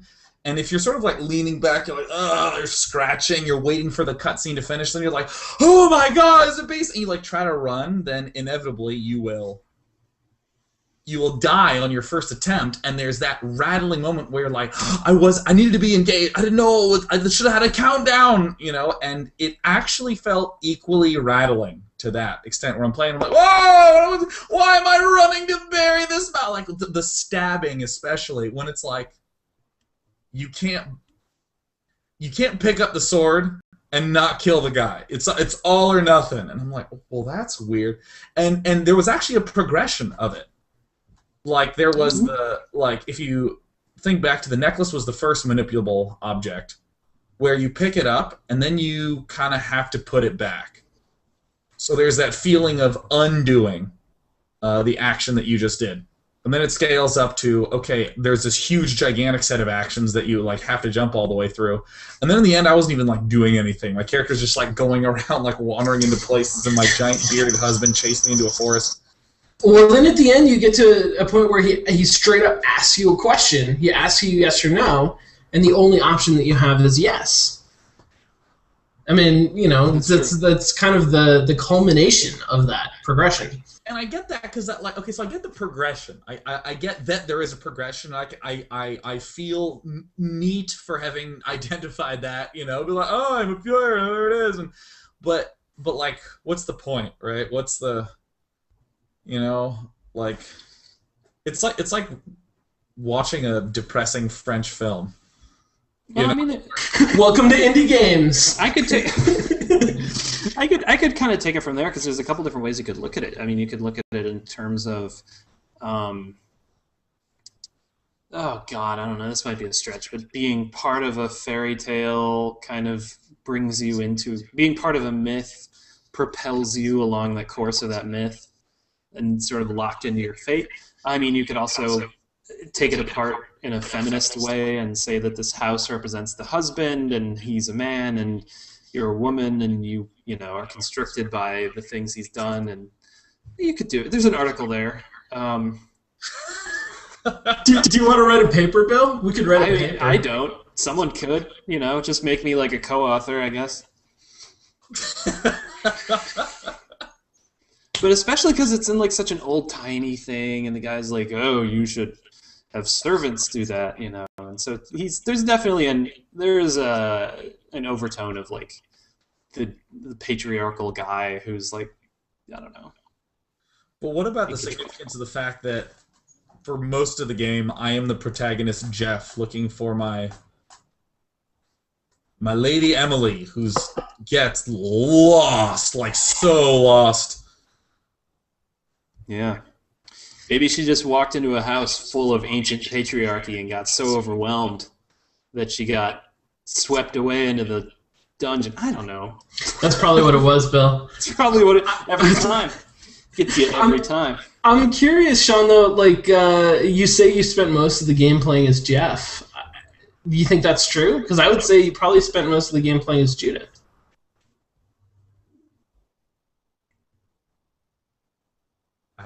Maybe it doesn't matter.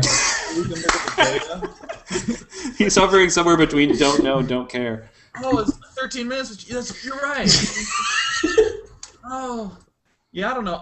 Well, for me, I identified myself as Jeff because that's the person that you begin the game as, and the person you end the game as. That's interesting. So, I did not like it nearly as much as I like Journey, bluntly. Sure. I thought Journey was like crisp. There's like a lot of meat there. There's many articles there in the language of Bill. Journey or Passage? Passage. Excuse me. Okay. Journey. Yeah. Well, if you haven't played Journey, just go buy that now. That's awesome. But Passage, I definitely loved way more. It was just clean. Okay, can we play Loved? Yep. Yeah. I have it right here. Let me unmute it. All right. I don't know how that is for volume. Oh, wait. Here's my hack. Yeah. Can I? I'm almost there. You're so close. God. Let me scroll down a bit. Yes. Oh, Perfect. how centered that is. I nailed it. By the way, it's just a congregate game in case you want to play. Are you a man or a woman? Wait, hover over woman. See what color it is. Oh, okay. It's red. You know, man is red. Okay, I'm gonna click man. Man it up. No, you are a girl. Oh. Will I teach you how to play or not? I'm gonna vote yes. Here I go! Here I go! What is this adversarial game? You do not deserve it? That's Alright, amazing. right your move, I'm gonna hit space for jump. Oh my god, when I hit space bar it says you are wrong! Up is jump. What? Alright. I can't believe it says you are wrong, so here's me. This game is fantastically negative.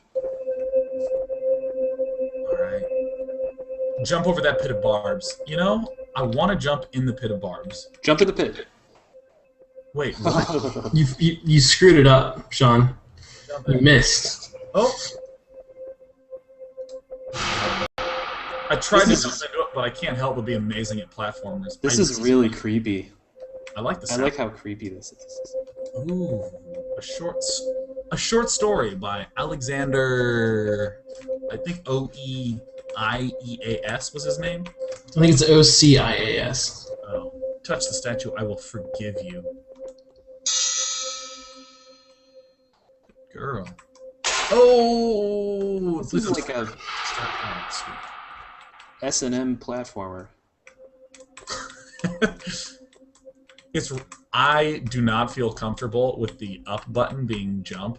I much prefer my space bar. Alright, so I assume that these are checkpoints.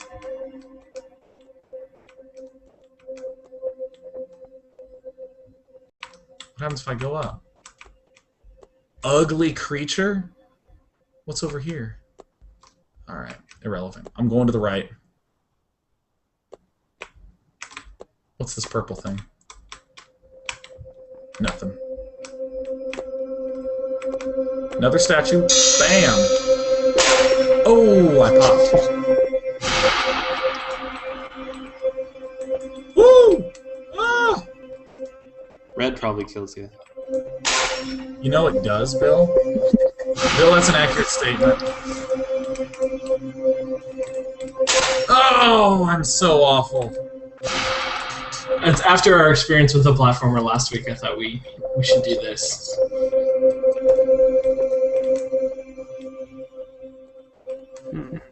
Those colors are something. Throw yourself into the barbs. Wow. Do we do it? Do you want to do it? Yep.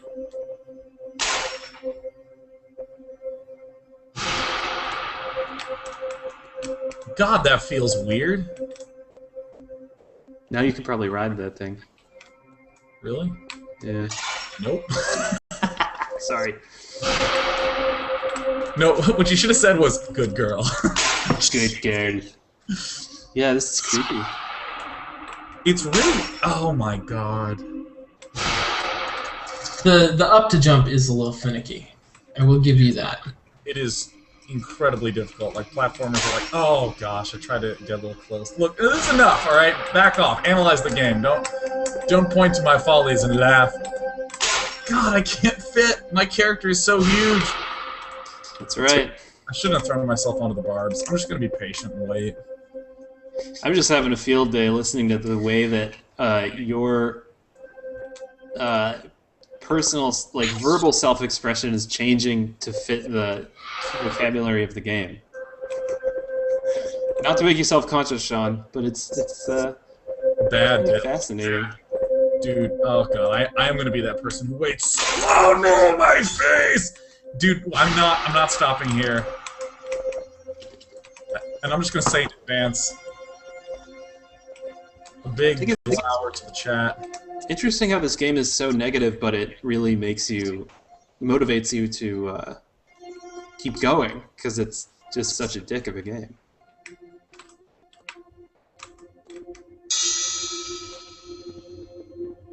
Whoa! I bet no matter what I click, it says, no, you're a girl.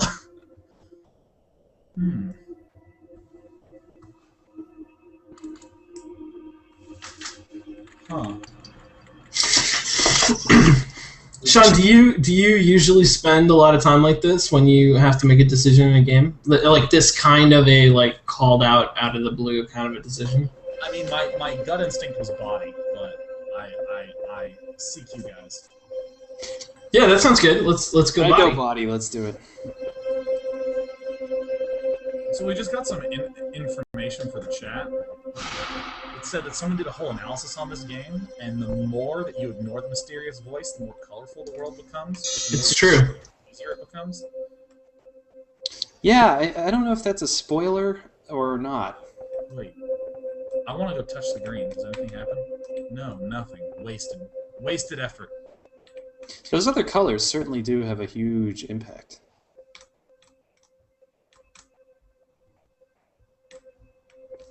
Well, what's interesting, Bill, as we may or may not discover, the colors make it much, much harder to play.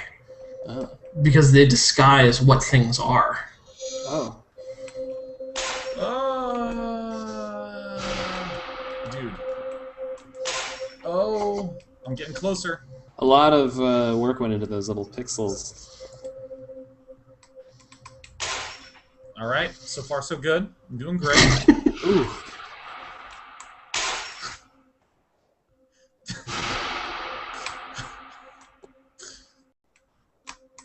God, I hate these controls so much.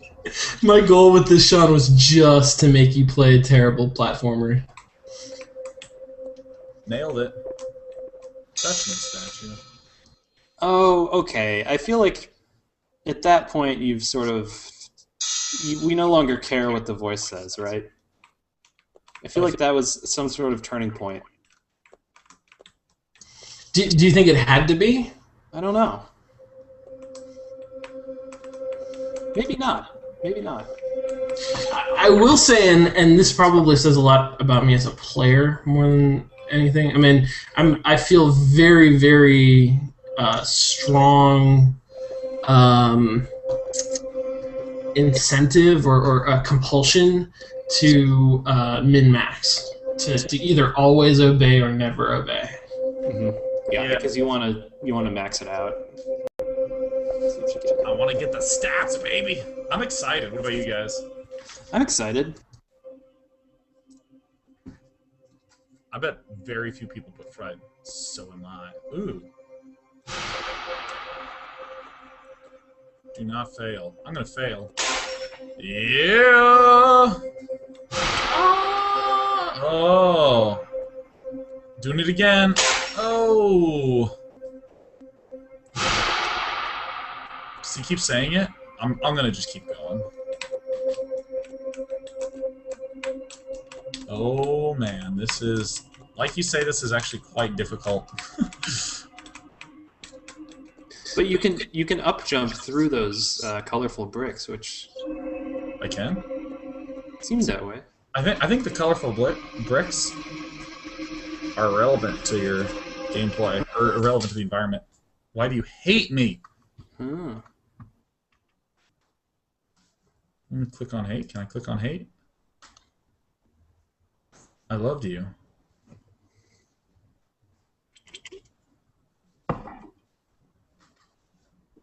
Go.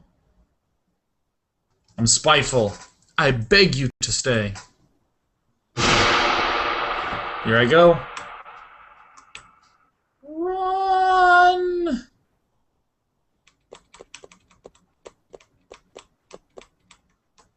The end? The end. You left. Alright, well, if there's an option to replay, I will replay this. Okay. What a creepy game. What a creepy game. Alright, I'm gonna... I like it. I like how disturbing it is. Alright, we're gonna see an ad. So, Sean, I felt like you did a little bit of experimenting. Yeah. But you were pretty... I mean, like, by the end, you were pretty steadfast in your not resisting the voice, I guess. Yeah, yeah. I don't like being told what to do ever. Unless it's like an instruction, you know? Like, Snake! To break the man's neck, press the action button. And I'm like, oh. Like, I enjoy that, you know, like when it's helping me through, but when it's actually, you know, let me actually come back here, let me, I am a man. Yeah! Nope, I'm a girl. Alright, let's do everything he says. Let's max this bad boy. Not.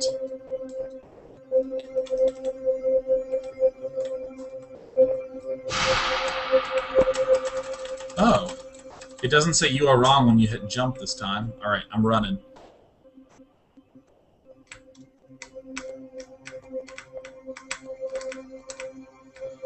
Good girl. Touch that stuff. Good girl. Alright. Oh no. I can't believe I've done this.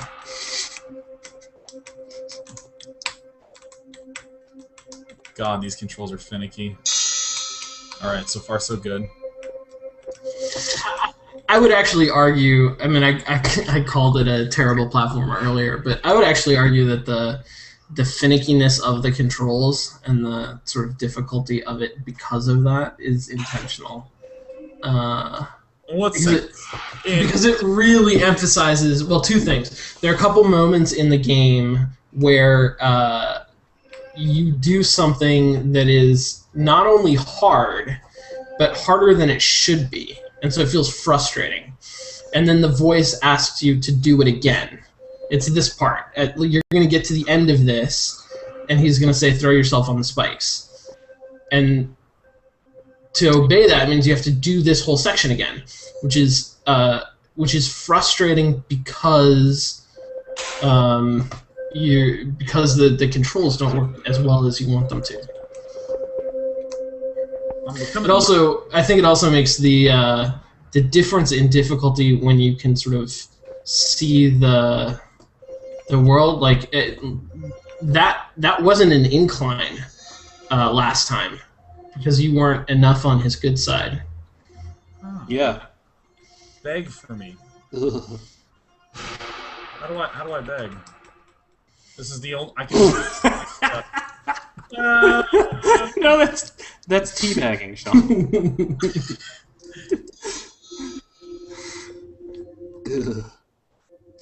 This is the slimiest narrator I think I've ever seen.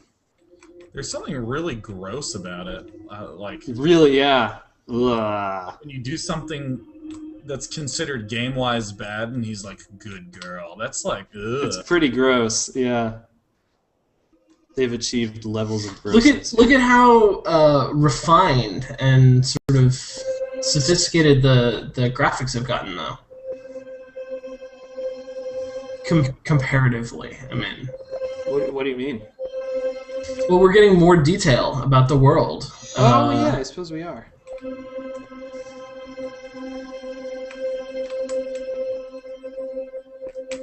Oh, I shan't touch the statue. Oh, because there's one right here. Yeah, like, I don't know if you can see it, but the detail on the platforms is, like, really high. They're, like, bricked now, and I have little slopes. Oh.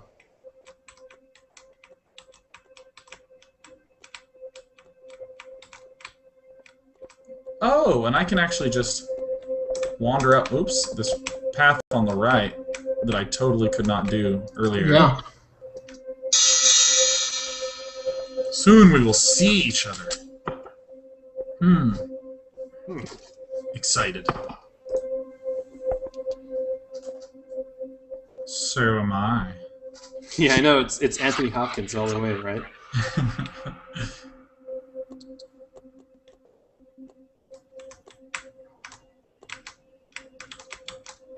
Oh, this is where my Ultra Gosu gamer skill kicks in. Oh, and there's all these slopes. This game is easy. Run! I'm coming, honey. Here I go. I am so happy that you are mine. Ugh. Fantastic. My girl? Whoa. Whoa! It's very different. Oh, frickin' dude. Oh, do I have to click on woman? I loved you always. Oh, that's... Oh! Oh, alternate ending. Yeah, jump, jump, jump, jump, jump. A coin. A coin. Get the coin. The end. You got the coin. Oh, huh. That was a really interesting one.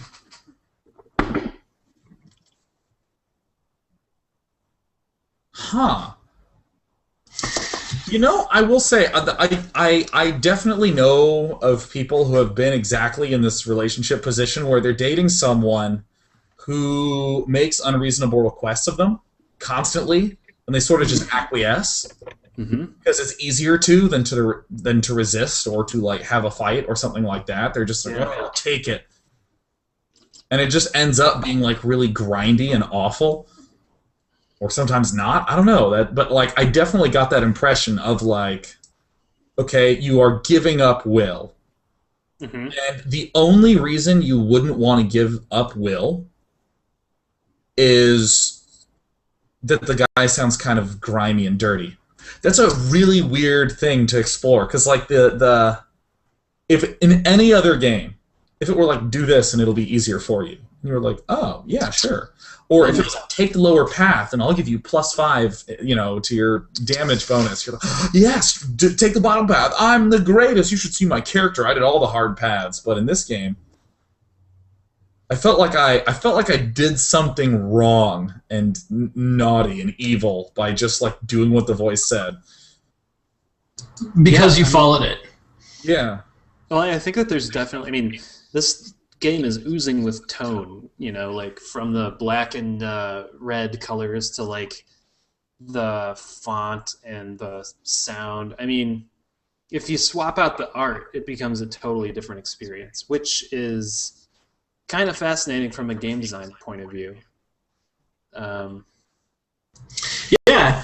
Well, I mean, I'm very sympathetic to the idea that this explores that giving up will makes life easier in a lot of ways.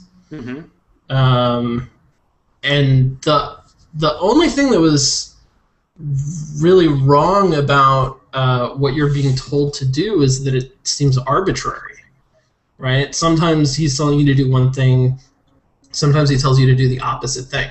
Well, and if there was... And it's purposefully the voice is never giving you a reason to do anything, which is part of the surrender of the will, I think. Absolutely. So I actually feel like I get the, you know, do whatever he says path, and like sort of what that represents. But then there's like the free will, which is that it's like brightly colored and things are a lot harder, but at least there's colors, you know. It's supposed to, are the colors supposed to represent some gain or benefit I get by just like, well, it's weird because it wasn't free will, it was doing the opposite of what the other person said. Because it tended to be a binary choice, like do this or don't, which makes it really easy to detect in programming, but if it was like do whatever you want, like I probably would have taken the bottom path. I probably would not have thrown myself into the spikes. Like, well, then you end up with the middle ground, right? Then you end up with a world that doesn't get any easier, but it also doesn't get too much more confusing. God, you are dripping with that continuation of metaphor, man. Woo, Sean. One of the things that I love about this, in addition to the tone, and sort of how it explores an idea that like I said, I feel a lot of sympathy for, but I don't see explored in a lot of games. The sort of two extreme endings are both, especially compared to the beginning, beautiful in extremely different ways. Right? You have one ending that is sort of almost illegible, but extremely colorful, and it's got this kind of hypnotizing pattern to the colors that are changing in blocks all around you. The other one is extremely refined with much more detail in the brickwork, like you said, and the statues become much more beautiful, and you get these little lights, accents along all of the walls, but all in black and white. And they're both, I feel like, extremely different conceptions of what beauty might be. Yeah, I will say that the art of the game seems to strongly impugn this kind of relationship, but that the mechanics of the game do not, which is weird. The art of the game reads like an abusive relationship pamphlet. Like, literally, you could find the same, typeface. Just same, really, same you typeface. think the art does? The art does. The game mechanics, on the other hand, are not as clear-cut. So... I don't think the art is clear-cut. Really? Yeah, no, I think that it becomes elegant. When you submit, it becomes really very nice. Yeah, but I guess I saw it in like a Dark Castle kind of way. Oh, that's an old reference. Just kind of, it's kind of like it still felt sort of, evil. I think you're projecting, Bill. I think you're projecting, and I think that's what the game that's right. You're supposed to do that, but I think you're reading more into that than is really there. I don't know, man. I feel pretty good about the evil thing. Okay, all right. So, okay, I have a question for the two of you. I'm ready. We played 3 games tonight: Passage and Judith and Loved. All of them are indie games. Could any of them have been AAA games? You mean as they are? No. I mean, could you take any of these games and make a AAA game out of them? Is that even possible? Well, I mean, if Peter Molyneux is any example, then no. Suck it. My God!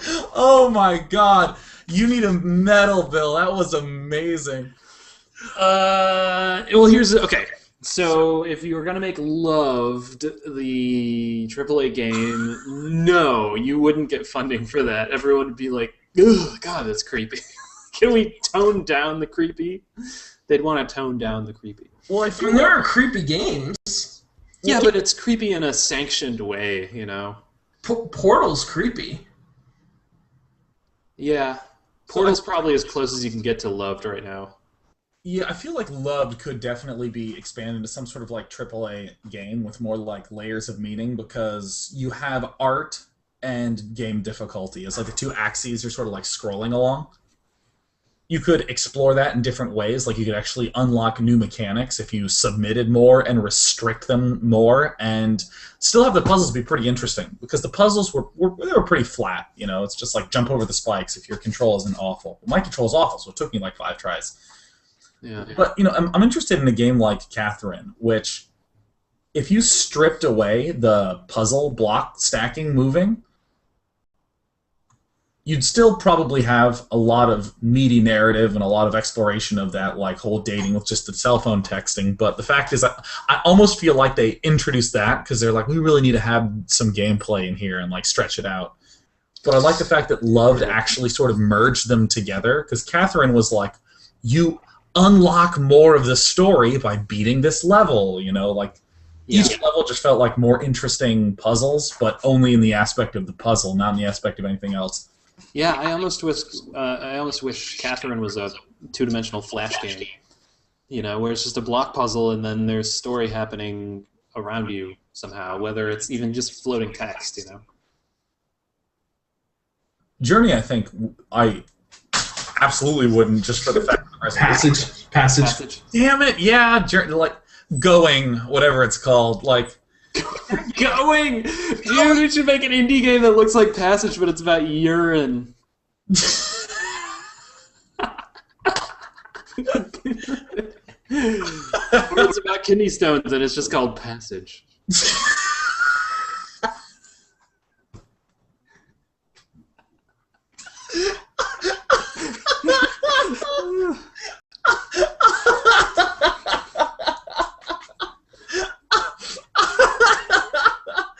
Oh my God, Bill! Wow! Whoa! Man, that elf beer just does magical things to you, dude. Yeah, I gotta keep on that diet. Oh wow! Yeah, I mean, like if anything, just like the resolution of Passage, the fact that it's just like that little strip actually plays a pretty significant role, because no one really experiments with like the resolution of a game. Like, I'm even thinking of iPhone games that have had just you turn it sideways and you play on a column, and it's like a really compelling column screened game. Mm-hmm. And that's like the only place that you actually see interesting different resolutions happen. Like platformers inherently go left to right just because that's where like the visual space is, but well, and also because you tend to read left to right. Although I guess one of the first platformers was from Japan. Oh yeah, Donkey Kong. Oh, Super Mario Brothers, one of the first scrolling ones, right? So why did that go left to right? Don't they read right to left?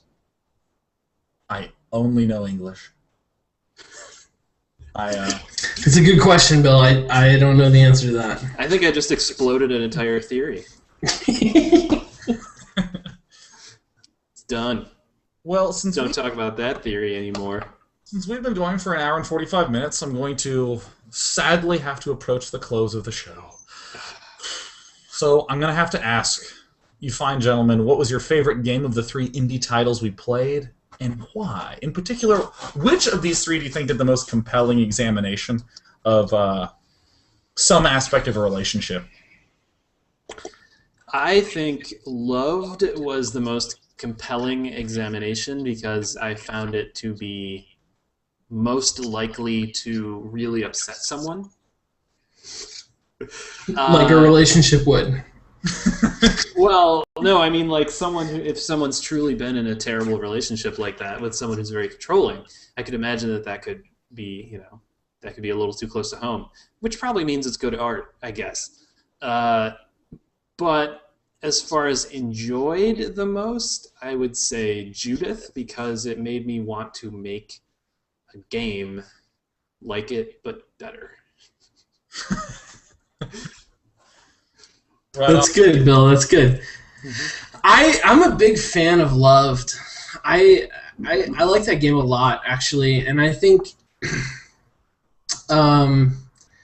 for a completely different reason than Bill. I don't think it's about a terrible relationship. I think it's about the seduction of this idea of submission to a partner, and it paints it in what I find to be a very compelling way. That really lets me. I feel like I see both sides of it. I see, that there is this thing that, the submission of will. There are a lot of reasons to do it. It makes your life easier. It makes things smoother, and at the same time, it shows sort of the negative to that. And there's, obviously the voice, the narrator voice, who we all identified as male, which I think is interesting, is he's not a nice guy, but I think that serves the point of sort of showing you even when or because of that kind of power dynamic, there's a seduction to that relationship. I found that really compelling. Yeah, I would say that I loved most of all three for, again, an exceedingly different reason than the previous two. I just felt so much more engaged in a sort of continuous fashion, because with Judith, there were these long periods where I'm like, all right, I'm running down the same damn hall again, I know where I need to go, and there was nothing to do, there was no action I could take, but I mean, think of playing Loved with all the narration removed, where you never hear anything about jump in this pit, don't do that. I mean, it's a pretty normal-looking platformer, and most platformers have that feel to them, where you're put on a level and you think, oh, I just got to get to the end, and no one says anything to you. But for some reason, just that feeling of, what, he wants me to take the lower path? I'm not doing that.